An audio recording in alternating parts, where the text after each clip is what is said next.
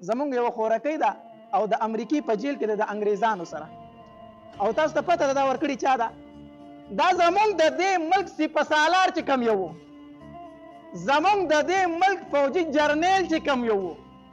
ما او تا په دې تمه یو که زمونږ عزت خرابېږي دا خلک به زمونږ تپوس کوي.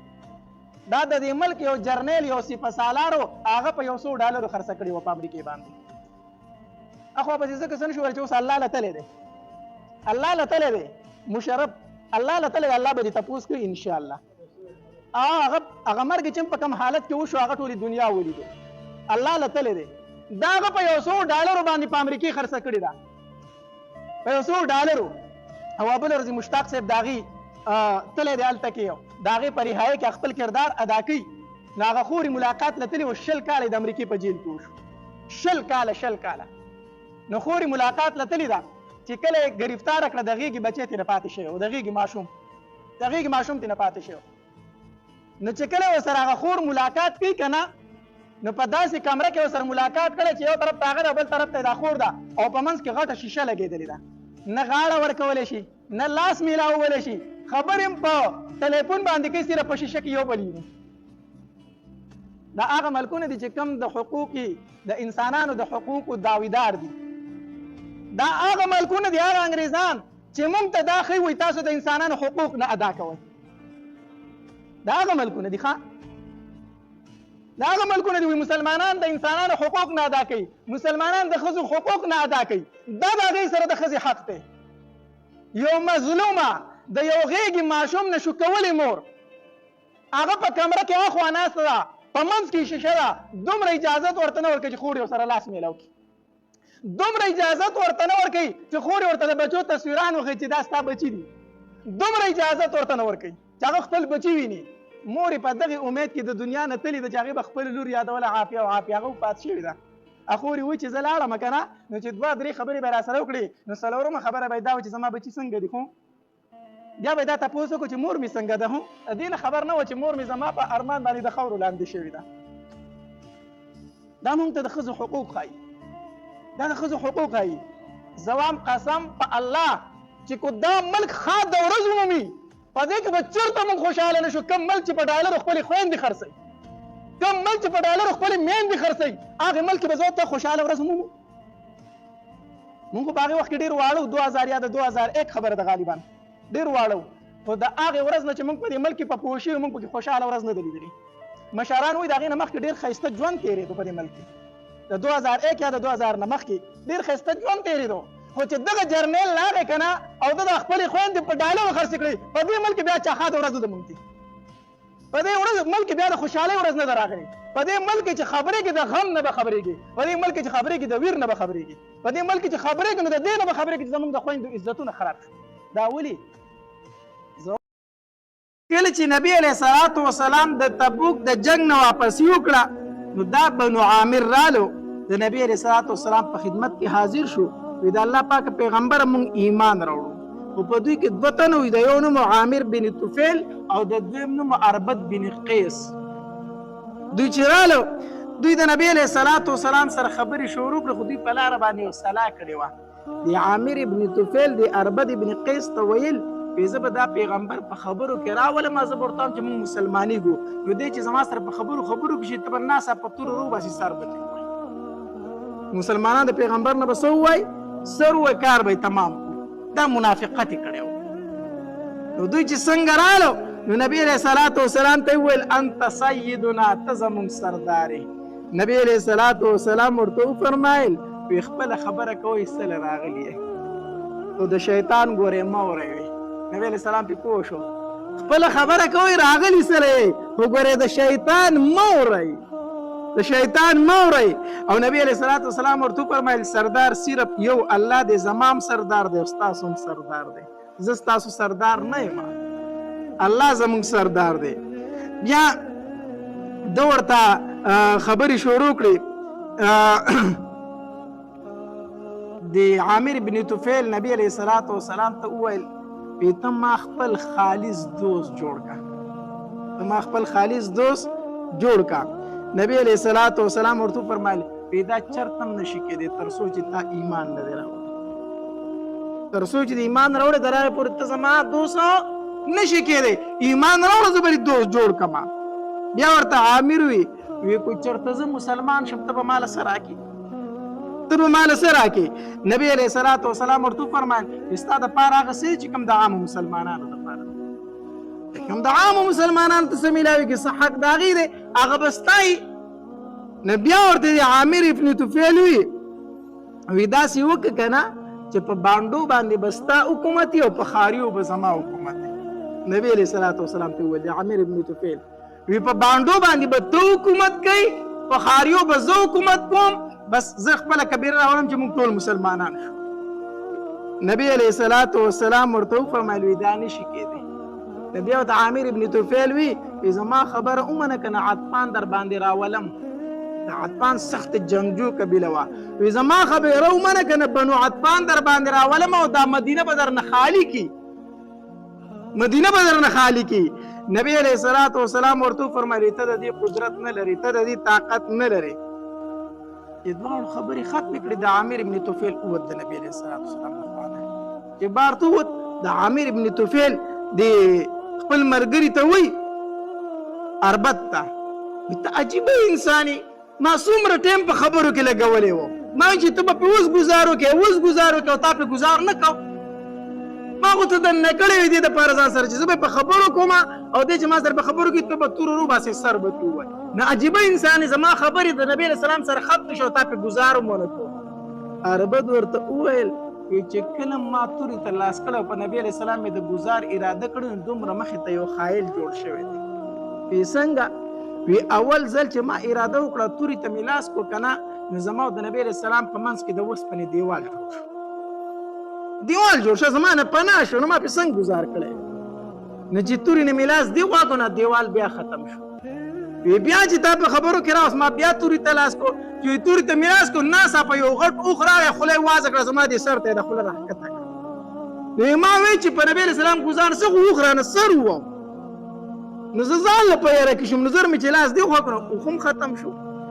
نو ما چې په نبي علیه السلام باندې د ګزار کولو اراده کړې ده نو ما ته دومره یو خایل جوړ شوی دی د دې وجې نه ما پې ګزار ونه کړم.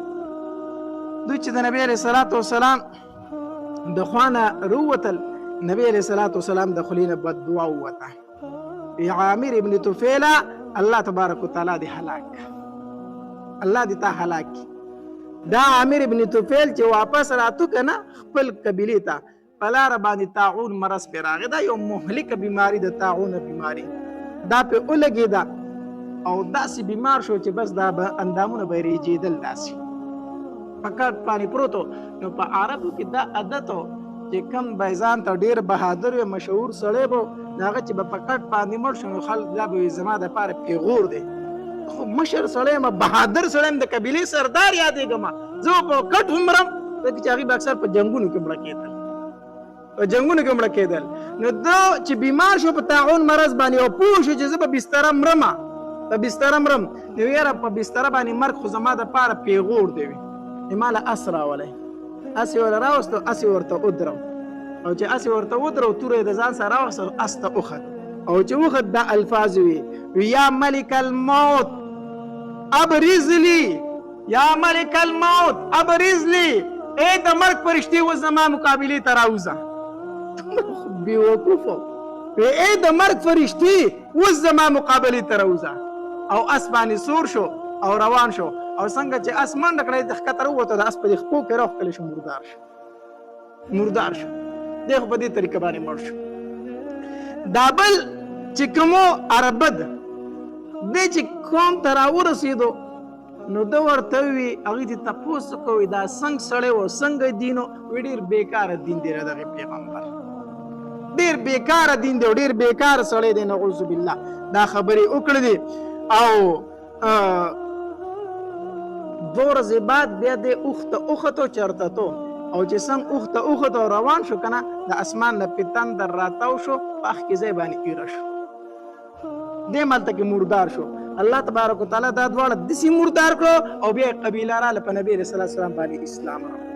د دې دوو په قسمت کې الله تبارک وتعالی ایمان نه ویښې نوره چې څومره قبیله وه الله تبارک وتعالی د هغوی په قسمت کې ایمان لیکلی او هغې ایمان راوړ.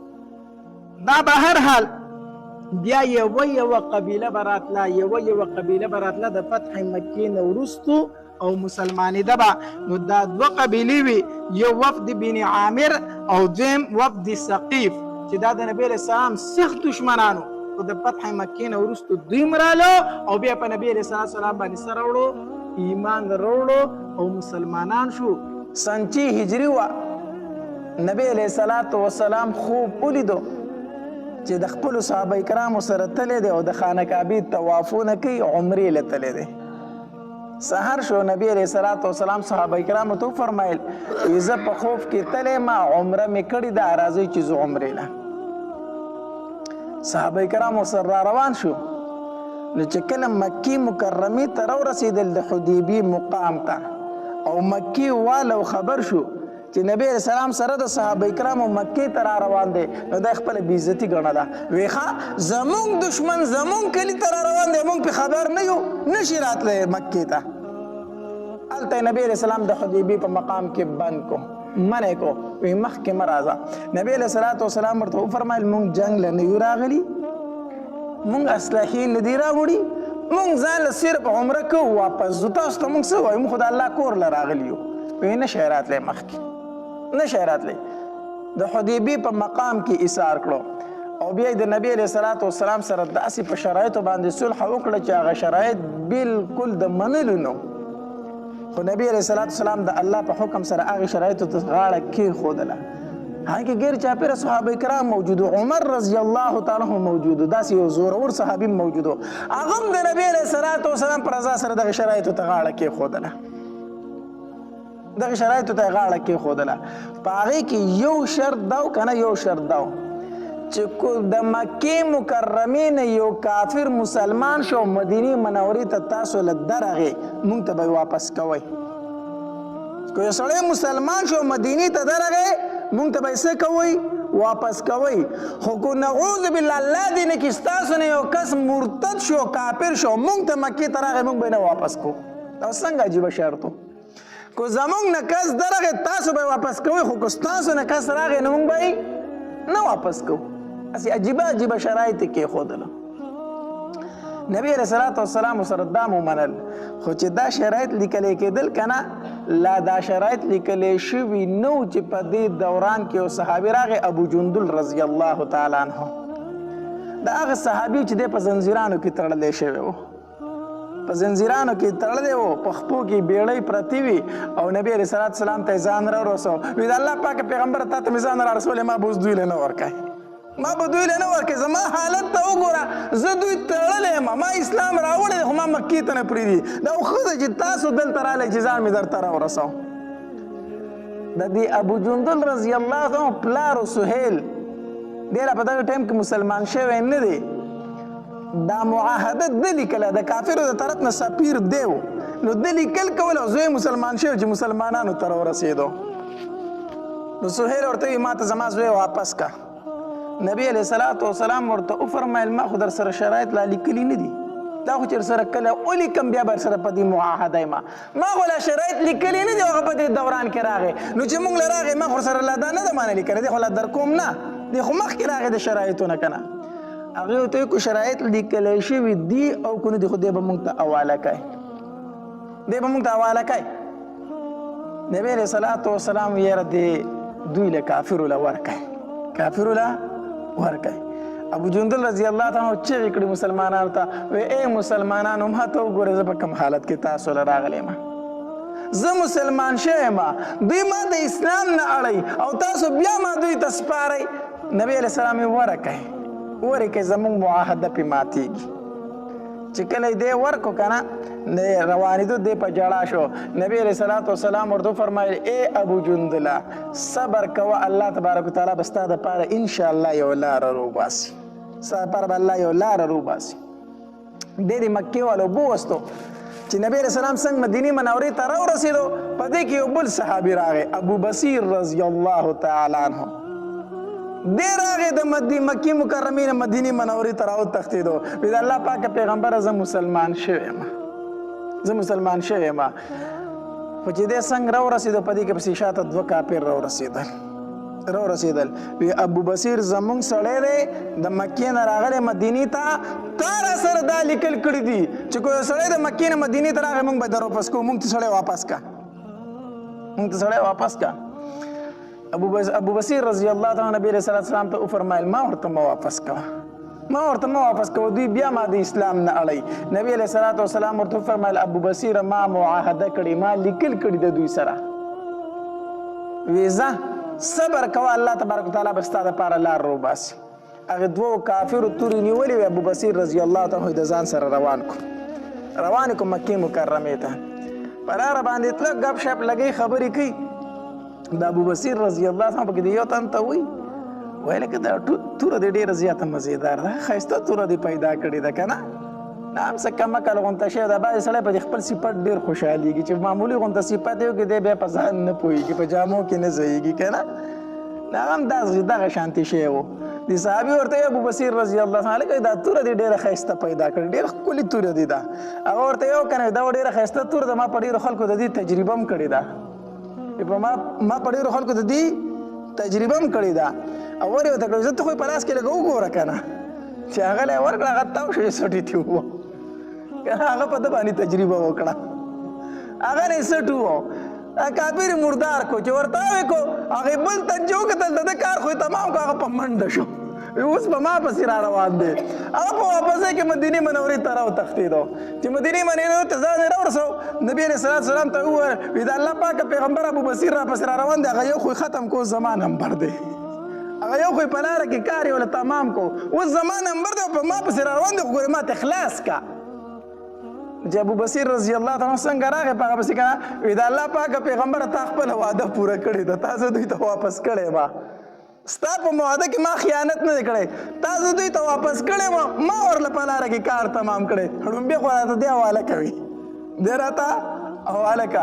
نبي علیه الصلاة والسلام ورته وفرمایل ای ابو بصیره ته جنګ بیا تودی ګور ته بیا جنګ شروع کوي داسې مه کوه چې دا خبر ابو بصیر رضی الله تعالی واورېده که نه ډایرک روان شو د الله پاکه پیغمبر زه چېرته جنګ نه جوړوم روان شو د دې ځای نه د مدینې منورې نه روان شو او لاړ دریاب ته ووتو د دریاب په غاړه باندې کېناستو او هلته کې نه آبادي وه هېڅ شی نه و وایي زه به دلته د الله نه امداد غواړم خو مکې ته نه ځم د دریاب په غاړه باندې کېناستو اوس ته سوچ وکړه چې خوش بیابان ځنګل دریاب ژوند به یې څنګه تېره نه آبادۍ هېڅ شی نه خو د دین اسلام دپاره په دغې بیابان کې پرېوتو وی زه نبی علیه السلام نه ځم ځکه چې هغه ته پې تکلیف جوړېږي معاهده ماتېږي خو مکې ته هم نه ځم ځکه هغوی مې بیا کافر کوي زه به د دریاب په غاړه پروت یم زما الله شته دی بیا به چې د مکې مکرمې نه کمتن مسلمانېده که نه خو مدینې ته تللی نه شو ځکه نبي علیه السلام سره د جنګ بندۍ معاهده شوې وه نو هغه به په ابو بصیر پسې تله د دریاب غاړې ته هلته به تو نو هلته دوی جمع کېدل نه هلته ځان له لوی پوځ تیار شو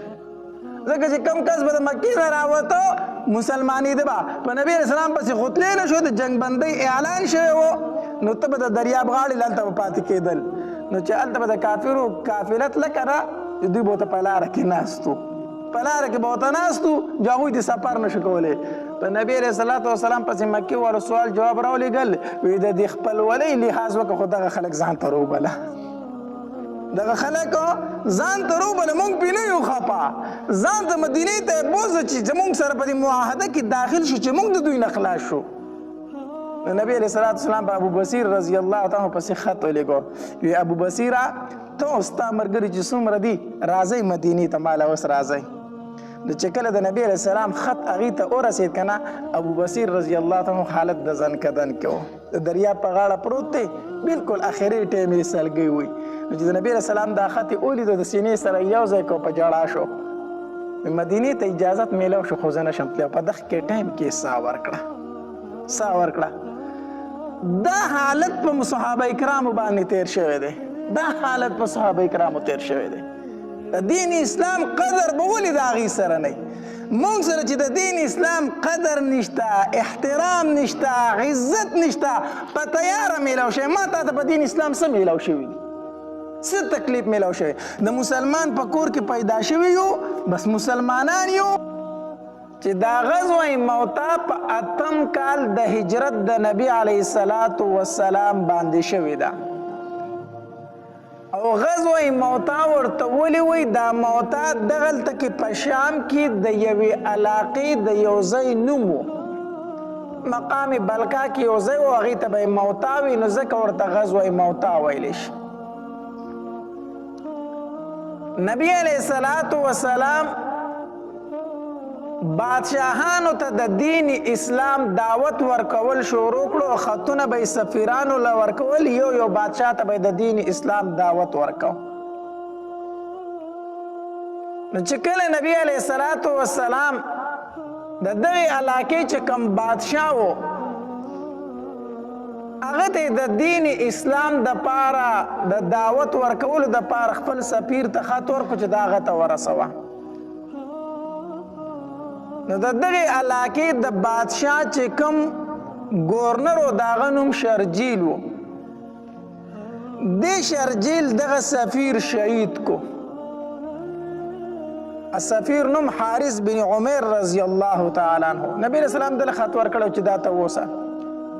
نو د حارث بن عمر رضی الله تعالی عنہ شهید کو نبی علیہ الصلوۃ والسلام په دې باندې ډیر زیات خفه شو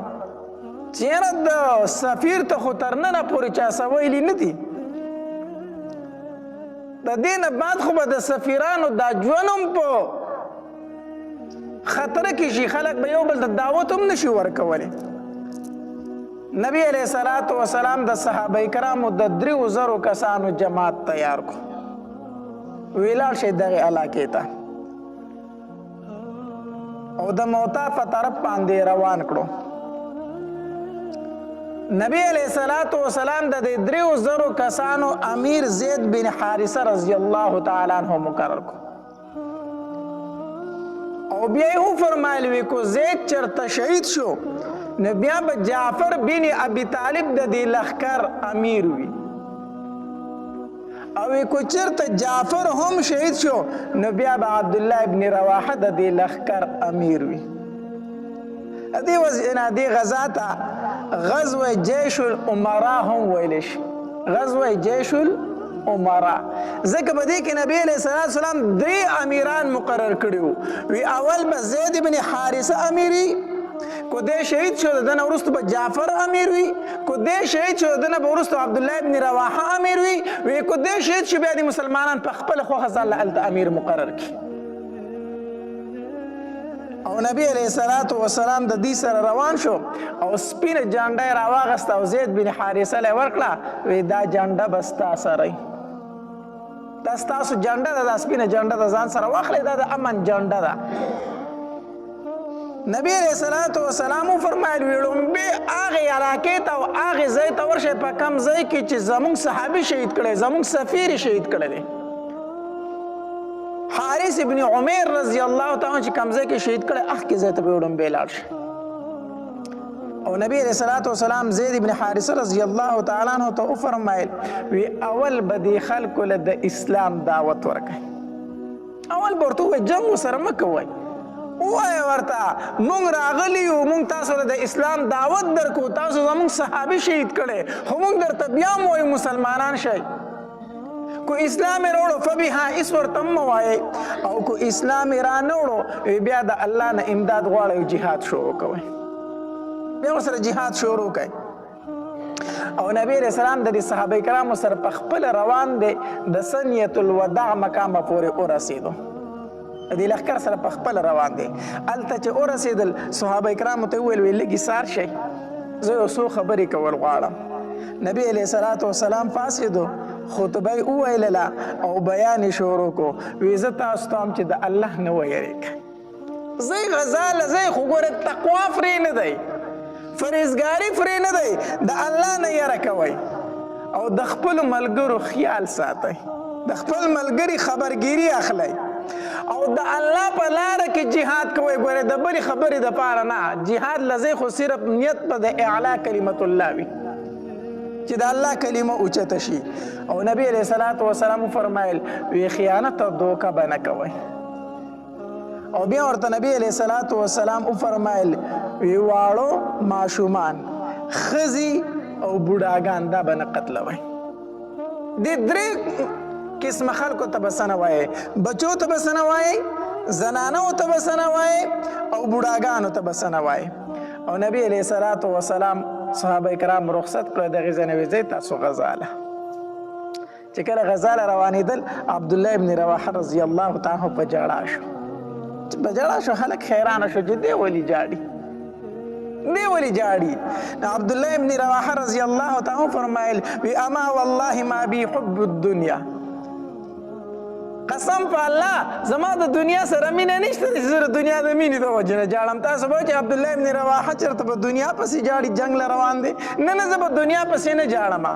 خو ما د نبي علیه الصلاة والسلام نه د آیت مبارکه اورېدلې دی چې وان منکم الا واردها کان علی ربک حتما مقضیه،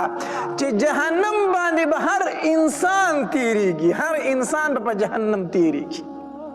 خو مسلمانان به پی پارزي تیر بشي جنت ته ورشه، کفار به پکې پاتې شي. ما ته پته نشته دی چې جهنم ته ور داخل شم نه چې وځم به ته بیا څنګه په جهنم مې لاره ده، جنت ته به ځم خو نه پوهېږم چې جهنم ته داخل شم چې وځم به ته بیا څنګه. په دې خبره باندې جاړم. نبی علیه الصلاة والسلام د صحابه کرامو نه رخصت شو او عبد الله ابن رواحه رضی الله تعالی عنہ روان شو او صحابه کرامو سره روان دي. عبد الله ابن رواحه رضی الله تعالی عنہ ورته اشعار وایي. خلکو ورته وی کنه عبد الله ابن رواحه الله دې په خیر او په عافیت باندې واپس راولنو، الله دې روغ جوړ راولا. عبد الله ابن رواحه رضی الله تعالی اشعار شروع کړو، وی تاسو ما ته وایي چې الله دې روغ جوړ راولا او زه د الله نه دعا کوم چې الله ما ته مغفرت نصیب کا او الله په دې جنگ کې په ما داسې زخم ولګو چې هغه زګونه کوي، زګونه کوي. دا کم ځای نه چې ډیره وینه بهیږي نه دا وینه داسې زګ وږي که نه. وی زه خو د الله نه دا دعا غواړم چې الله ماله په دې جنگ کې داسې زخم راکړه چې دا وینه پې زګونه وکړي، زګونه، او الله ما هلته شهید کی. زما د واپسۍ دعا تاسو مه کوئ. بهرحال صحابه کرامو سره روان دي او عبد الله ابن رواحه رضی الله تعالی عنہ اشعار وی چې کله شرجیل ته فتح ولګېدله چې د نبی علیه الصلاة والسلام صحابه کرام را روان دي دې علاقې ته، نو د 1,00,000 فوج تیار کو. 1,00,000 یو طرف ته څو دي؟ 3,000، بل طرف ته څو دي؟ 1,00,000 فوج تیار کو د اسلحې نه ډک. هرقل بادشاہ ته خبر ولېږو ما لږ نور فوج پکار دی، نو 1,00,000 فوج ول هغه راولېږو. د دې طرف نه 3,000 صحابه کرام، د هغې طرف نه 2,00,000 فوج، هغه بالکل د اسلحې نه ډک. دا مخې له راووتل چې صحابه کرام دغې ځای ته ورسېدل او فتح ورته ولګېده چې شرجیل زمونږ خلاف 2,00,000 فوج مخې ته ودرولی دی. نو مشوره یې وکړه، وی نبی علیه الصلاة والسلام ته خبر لیږو. بیا به نبی علیه السلام فرمایي چې ما ته خو ولې نه وي خبر ورته لیږو چې د الله پاکه پیغمبره موږ له خو 2,00,000 فوج مقابلې له راوتی دی او هغه هم د اسلحې نه ډک دی، موږ صرف 3,000 کسان یو. څه وکړو؟ جهاد وکړو که واپس شو؟ واپس در شو که جهاد وکړو؟ عبدالله ابن رواحه رضی الله تعالی عنہ فرمایل وی بالکل نبی علیه الصلاة والسلام ته موږ د دې خبر نه ورکو. وی ولی؟ وی قسم په الله دا خو هغه شی ده چې د کوم شي تاسو انتظار کو، هغه خبره ده. تاسو به د شهادت تمنا نه غوښته، نو شهادت خو مخې ته موجود دی که نه. ولې موږ په شا کېږو نبی علیه السلام ته خبر لیږو؟ نه بالکل نبی علیه الصلاة والسلام ته خبر نه لیږو. وی موږ ته 2 خوشحالۍ به ضرور په دې 2 خوشحالیو کې یوه میلاویږي. په 2 خوشحالیو کې موږ ته یو خوشحالي ضرور ده، یا به غازیان جوړ شو یا به شهیدان شو. 2 خوشحالۍ دي که نه، یا به غازیان جوړېږو یا به شهیدان جوړېږو او موږ د دې دواړو تمنا کوو. نو بیا نبی علیه السلام ته سره خبر لیږو چې موږ جهاد وکړو که ونه کړو؟ ټول صحابه کرام یې بس خبره خو هم دغه ده که نه، موږ خو شهادت د الله غواړو نه غواړو. نو چې شهادت غواړو بیا جنګ ولې نه کوو؟ بهرحال 3,000 لښکر دا مخامخ شو د 2,00,000 کسانو سره. دا د اسلام زور په هغې زمانه کې 3,000 کسان مخامخ شو د 2,00,000 کفارو سره او جنگ شروع شو. چې شروع شو جنډه د زید ابن حارثه رضی الله تعالی عنہ سره وه هغه شهید شو چې جنډه ته ورته اوېده نو جعفر رضی الله تعالی عنہ جنډې ته لاس کو ډایرکټ جنډه جعفر رضی الله تعالی عنہ راواغسته او جعفر رضی الله تعالی عنہ د کفارو منځ ته ورودانګل جنگ کوي جهاد کوي حتی در دې پورې چې اسې زخمی شو وی نور زما اس مخې ته نشي تللی د اس نه راکوش چې راکوش شو نو توره یې راواغسته د اس ته خپې یې پېووالې خپې ورله کټ کړې د خپې ولې اس له کټ کولې خپې ورله ځکه کټ کولې وي زه خو اسې شهید کېږم خو چې دا اس مې د دوی په کار خو رانشي که نه اس به زما د مسلمانانو اس پی او د کفارو په لاس کې به ورشي نو د مسلمانانو خلاف به بیا جنگ شروع کړي نو هغې اس له خپې ووالې وایي چې د مسلمانانو خلاف نه استعمالیږي هغه له یې دا سوی کټ کړې او مخې ته وروتو او اشعار یې شروع کړو وایي زه خو هغې جنت له راتلونکې یم چې د کوم جنت ما تمنا کوله زه خو هغه جنت ډېر نږدې یم او جنګ یې شروع کړو نو په کم لاس کې چې جنډه نیولې وه که نه هغه لاس ور یو کافر په توره وه نو زر یې په بل لاس کې جنډه ونیوه ځمکې ته یې پرېنښودله ځمکې ته یې جنډه پرېنښوده نو بل کافر راغی دا بل لاس یې ولووه چې ویلې نو دواړه لاسونو نه خو داسې صرف موټي پاتې شو که نه سنګلې پاتې شوې نو دا جنډه یې صرف په سینې پورې ډایرکټ داسې ونیوه منګولې کټ شوې جنډه یې ډایرکټ په سینې پورې ونیوه چې په سینې پورې و بل کافر پې ګزار وکړو چې ویې کړو شهید کړو عبدالله بن رواحه رضی الله تعالی منډه کړه جنډه یې ترې راواغسته چې جنډه یې ترې راواغسته عبدالله ابن رواحه رضی الله تعالی عنہ جعفر رضی الله تعالی عنہ جو کنا نو حدیث مبارک کې راځي وې د لاش چې وکته شو کنا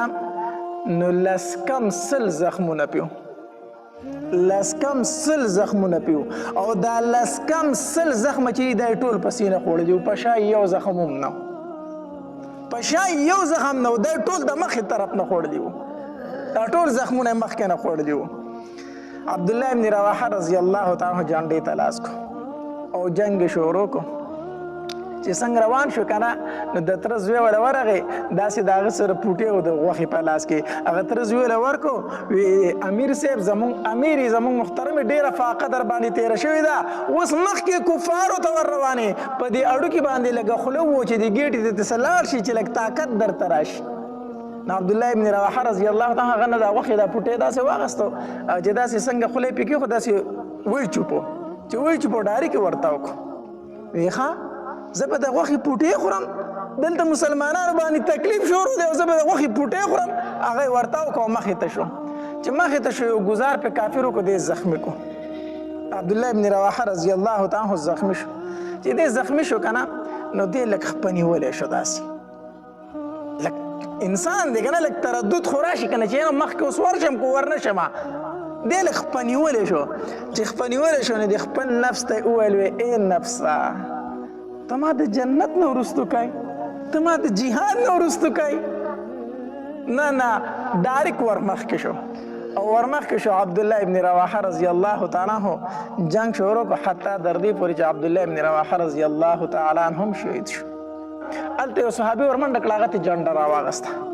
چې هغه راواغسته هغه آواز وکړو وی ای مسلمانانو جنډه خو ما راغستې ده خو ځان له زر امیر مقرر کړئ چې دا جنډه ورله ورکړمه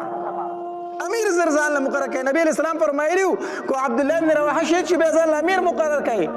جنډه ما راغستې ده امیر ځان له مقرر کړئ هغې ورته وي زمونږ د طرفه تم امیر یې ته امیر یې بس تا جنډه راغستې ته امیر یې هغه وایي زه د دې طاقت نه لرم زه نشم کولی هغه دا جنډه زر راواغسته خالد بن ولید رضی الله تعالی په لاس کې ورکړه خالد بن ولید په لاس کې ورکړه وی تر جنگ ماهر ډیر زیات او دا جنډه ته سنبالولی شي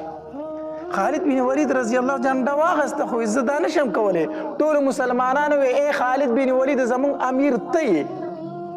امیر ته یې دلته نبی علیه الصلاة والسلام منبر راوغوښتو چې منبر ته څنګه وخت که نه جو الله تبارک وتعالی پردې لرې کړې او هغه د غزا میدان ته الله تبارک وتعالی مخې ته کړو داسې نبی علیه الصلاة والسلام وفرمایل زید ابن حارثه جنډه راواغسته خو شهید یې کوراله دا هغه د نبی علیه السلام هغه صحابي دی چې نبی علیه السلام په بچیتوب نیولی و که نه خلکو به ورته زید ابن محمد وي بیا هغه منه راله نو زید ابن حارثه شو د باندې نبی علیه السلام ډېر زیات مینو زید ابن حارثه یې راله شهید کو وی جعفر راغی جعفر هغه ته جنډه واغسته خو جعفر یې رالم شهید کو وی جعفر چې دی وی الله وله وزر ورکړه په جنت کې د فرشتو سره الوزي تیار ته جعفر تیار ورته وي که نه الوزي ځکه دواړه منګولې کټ شوي که نه د هغې په بدل کې وله الله 2 وزرې ورکړي وی د فرشتو سره په جنت کې روان دی الوزي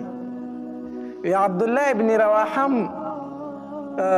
جنډه راواغسته خو عبدالله ابن رواحه یې رالم شهید کو چې کله نبی علیه الصلاة وسلام فرمایل که نه وی جعفر زید ابن حارثه هم جنت ته لاړ جعفر تیارم جنت ته لاړ وی زید ابن حارثه جنډه راواغسته او هغه هم شهید شو نبی علیه السلام لږ غلی شو لږ غلی شو داسې صحابه کرامو سره فکر پیدا شو چې د نبی علیه السلام خو د 2 صحابه کرامو متعلق فرمایل چې جنت ته لاړ خو د عبدالله ابن رواحه رضی الله عنه متعلق ونه ویل چې جنت ته لاړ غلی شو ګوره چې د هغه نه څه غلطي شوې ده کو څه غلطي دې شوې ده کو نبی علیه السلام چې داسې سر روچت کو د سترګو نه یې اوښکې بهیدې هم په جنت کې په تخت باندې ناست دی خو تخت یې ړکېږي تخت یې ړکېږي د سرو زرو په تختونو 3 واړه کېناستل خو د عبدالله ابن رواحه رضی الله عنه تخت ړکېږي صحابه کرامو ته تپوس کوي د الله پاکه پیغمبره د عبدالله ابن رواحه رضی الله عنه دا تخت ړکېږي ولې نبی علیه الصلاة وسلام ورته وفرمایل وی د هغه په زړه کې لږ تردد راغی ځکه چې دی لږ خپنیولی شو چې مخکې لاړ شم که لاړو نه شم د هغې وجې نه د هغه تخت په څه شو پړه کېدو شو داسې کېږي ښه کله ناکله د عمل د تردد ځکه چې الله ته څومره نږدې که نه الله تبارک وتعالی دومره په معمولي خبره باندې بیا څه کېږي خفه کېږي نو عبدالله بن رواحه رضی الله تعالی عنه هم جنت ته لاړو خو د هغه تخت لږ ړکېږي دغې معمولي تردد د وجې نه داسې وشو محمود غزنوي چې کله هندوستان فتح کړو که نه د هندوستان فتح کو نو هلته چې کوم غټ مندر هغې ته دننه شو ټول بوتان یې مات کړو محمود غزنوي دا په بوت شیکن باندې مشهور و که نه ټول بوتان یې مات کړو نو چې کله غټ بوت یې ماتو که نه نو د هغې ځای هغه ټول منجوران ورته راټول شو په جړه فریاد شو ته وی دا بوت راله مه ماتوه ته چې څومره مال غواړې هغه موږ درکو خو دا بوت مه ماتوه وی دا څومره دا غټ بوت چې دی که نه دی اوتله د ده مقدار دله مونږ زر درکو سره زر درکو د ده د وزن مطابق مونږ سره زر درکو خو دی مه ماتوه نو محمود غزنوي د خپل شورا کسانو سره مشوره وکړه هغې ورته وی امیر المؤمنین دې څه شي له ماتی یو بوت دی جو پرېږدوئ څه له یې ماتی نو د دې مطابق چې مونږ ته سره میلو شي په دې خپل لښکر به یې خرچ کړو ډېر به مالدار شي او ډېر اصلاحي به پرې وال نو بوت څه له ماتو په دې کې یو کس دا هغه ورته دا وویل مسعود غازي نوم مسعود غازي هغه ورته وی محمود غزنوي تر اوسه پورې بوت شیکن وي ګورې او که سره زر دې پرې واغستو نو بیا به بوت فروش شي بیا بوت فروش شي بوت شیکن به نه محمود غزنوي ویل که دا خبره دې ټیک وکړه خو غرمه ټایم او سترګې ورلې چې سترګې ورلې اوس خوب ویني محمود غزنوي خوب ویني وایي زه مړ یم نو جنت ته روان یم نو چې جنت ته روان یم څه فرشتې رالي زه د لاسه ونیومه نو جهنم ته یې روان کړم نو هغه نورې فرشتې ورته وایي چې ولې دی جهنم ته زموږ نه بیایي وایي هغه ورته وایي چې دا بت فروش دی ده خو بوتان به خرڅولو دا بت فروش دی موږ جهنم ته ځکه لیږو نو هغه نورې ورته وایي نه دا خو بت شیکن دی ده خو بوتان مات کړي اوس د فرشتو پسې ده جګړه ده یو وایي د بوتان خرڅ کړي دي موږ جهنم ته بیایو هغه نورې فرشتې وایي نه د بوتان مات کړي موږ چېرته بیایو جنت ته بیایو د محمود غزنوي چې سترګې وغړېدې که نه وی نه حکم یې وکړو دا غټ بوت مات کړئ دا غټ بوت مات کړئ دا خو زما په زړه کې صرف معمولي غونته خبر راله چې پرې به یې د ما دوی راله پیسې راکوي د هغې د وجې نه زه جهنم ته روان شوم ګوره د معمولي تردد د وجې نه الله ورله تنبیه ورکو معمولي تردد د وجې نه نو دا مات کړئ نو چې څنګه غټ بوت یې مات کو که نه هغه دننه ټول د جواهراتو ډکو هغه بوت د جواهراتو ډکو هغوی چې ورله څومره زر ورکول د هغې دوچن په دوچندۍ پایبوت کې دننه پراته قیمتي څیزونه پراته نو هغه ورته وی وګوره الله تبارک وتعالی بوت فروش هم نه کړم بوت شکن هم کړم او هغه مال راته هم د غازیانو دپاره میلاو شو نو عبدالله بن رواحه رضی الله تعالی عنه هغه تخت نبی علیه الصلاة والسلام وفرمیل داسې اوړه کېدو ولې اوړه کېدو ځکه به هغه کې معمولي غونته څه راغلې وه تردد راغی چې مخکې لاړ شم که مخکې لاړ نه شم بیا نبی علیه الصلاة والسلام وفرمایلو یوه ستوره چې ده نو هغه د الله تورې په لاس ورله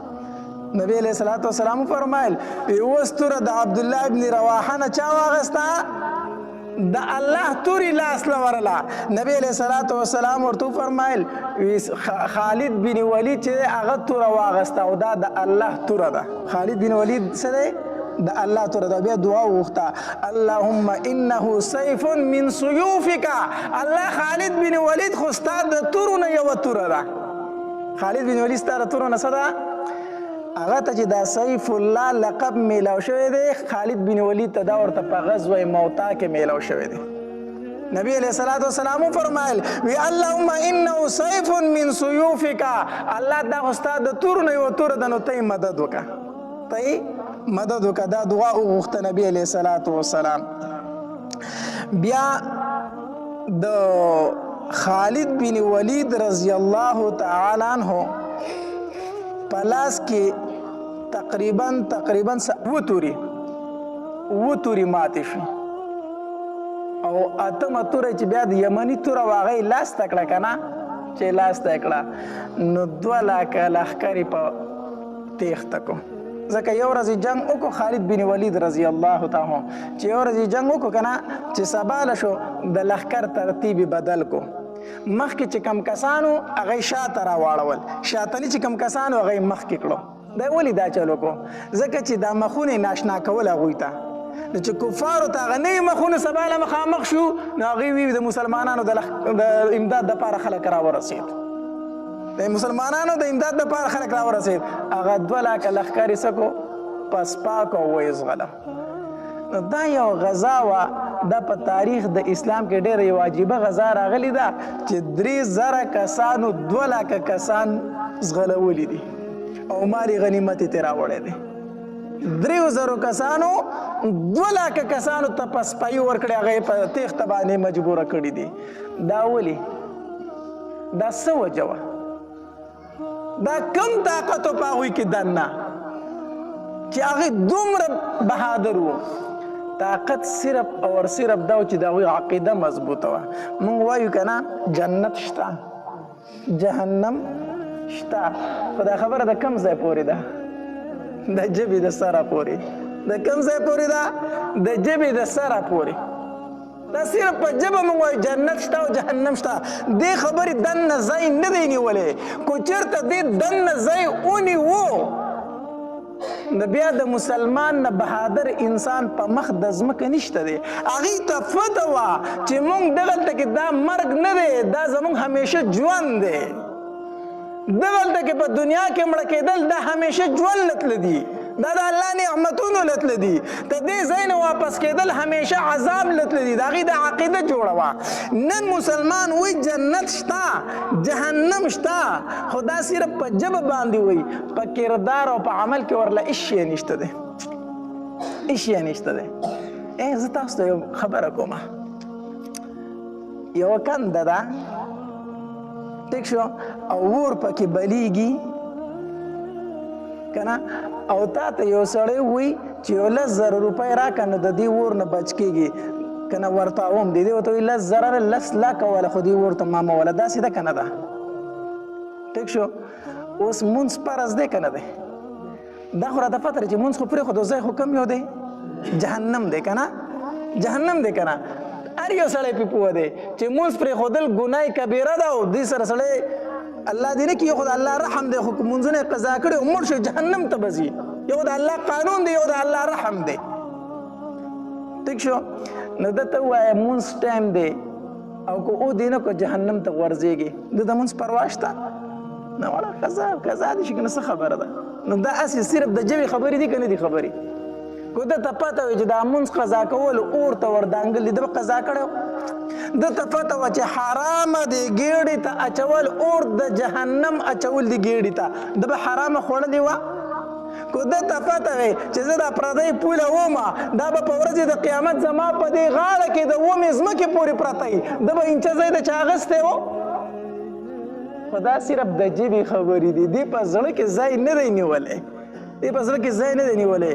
اصل خبره دا ده چې صحابه کرام چې 3200 ته شکست ورکوي د هغې ایمانونه مضبوط وو زمونږ ایمانونه کمزوري دي د دې وجې نه اوس د مسلمان سره او د کافر ډنډه ده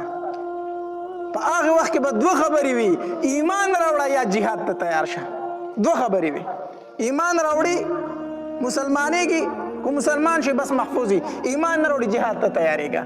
اوس مونږ کافرو ته څه وایو تاسو راته څه مه وایه ګورئ مونږ څه وایو نه خو تاسو مونږ پرېږدوئ دا ورته وایو که نه وایو دا ورته وایو که نه فلسطین کې ورته سوال مینت نه کوو دا کومه خو چې اغستې ده دا ستاسو شو خو دې نورو مسلمانانو ته څه مه وایو نو داسې ورته وایو که نه وایو دغه ورته وایو وجه څه ده ولې دې حد ته رسېدلي یو صرف ایمان اسلام تر ژبې پورې پاتې شوی یقین په الله وکړه داسې خلک مې پکې لیدلی دی ما ته ټلیفون کېږي د یورپ دپاره خپل ایمان خرڅوي داسې ده که نه ده د یورپ د تلو دپاره خپل ایمان خرڅوي ما نه تپوسونه کېږي وایي مولي صاحب زموږ نه چې انټرویو اخلي موږ ته وایي چې ولې ځئ مختلف جوابونه ورکوو خو چې دا ورته ووایو چې دلته کې موږ د دې مسلمانانو نه تنګ یو نو بیا خو په اسانه پرېږدي هسې دا ایمان خرڅول دي که نه دي یورپ ته چې ځي هغه به ستا نه تپوسونه کوي نو دوی ورته وایي موږ د اسلامي نظام نه تنګ یو دا نشو برداشت کولی موږ ځکه ځو دا ملک پرېږدو نو هغه ورته وایي ټیک ده هسې چې ته ورته ووایي چې زه د مسلمان نه تنګ یم د اسلامي قانون نه تنګ یم ته مسلمان پاتې شوې یهودي ته وایي عیسایي ته وایي بل کافر ته وایي ما د یورپ ویزه راکړه ځکه دلته کې زه اسلامي نظام نشم برداشت کولی اسلامي نظام کې ژوند نشم تېرولی دا مسلماني شوه لکه صرف د هغې ځای د تلو دپاره یو سړی ایمان خرڅوي زموږ دغه ایمانونه پاتې شوي دي او بیا موږ وایو چې مسلمان کمزوری دی مسلمان کمزوری دی الله تبارک وتعالی دې زموږ په حال باندې رحم وکړي الله دې زموږ ایمانونه مضبوط کړي الله تبارک وتعالی دې زموږ په زړونو کې خشیت الهي کښېنوي د الله نه یره د الله نه یره د الله نه یره اصل شی دا دی د الله نه یره الله دې زموږ په زړونو کې د الله نه یره پیدا کړي داسې ښایسته بیانات اورېدلو دپاره زموږ د یوټیوب چینل واجد اسلامیک سټوډیو سبسکرایب کړئ په دې به تاسو ته انشاءالله العزیز ښایسته واقعګانې او بیانات میلاویږي او د غنټې د نشان د سره کلک کړئ چې تاسو ته آینده نوې نوې ویډیوګانې مخې ته راځي او د خپلو ملګرو سره لازم د ثواب په نیت باندې شریک کړئ. والسلام ډېره مننه.